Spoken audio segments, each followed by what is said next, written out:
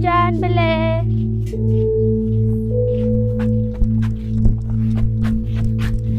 Bakit mo yung ginawa? Alam mo bang dugot pawis ang paghihirap ng magsasaka dyan? Wala akong pake.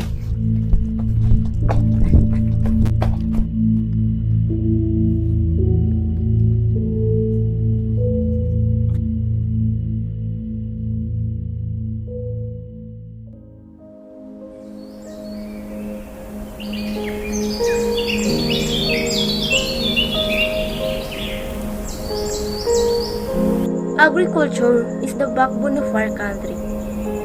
Mahalaga ang papel ng mga magsasaka sa ating lipunan. Sila ang nagsisiguro ng ating pagkain at sustento sa araw-araw.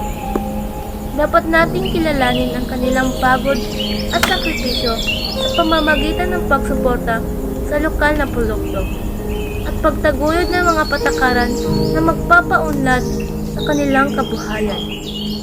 Ang pagpapahalaga sa kanila ay hindi lamang pagkilala sa kanilang kontribusyon sa ekonomiya, kundi pati na rin sa pagrespeto sa kanilang dignidad at karapatan bilang manggagawa. Higit pa sa pagbibigay ng pagkain, ang mga magsasaka ay mga tagapangalaga ng ating kapaligiran.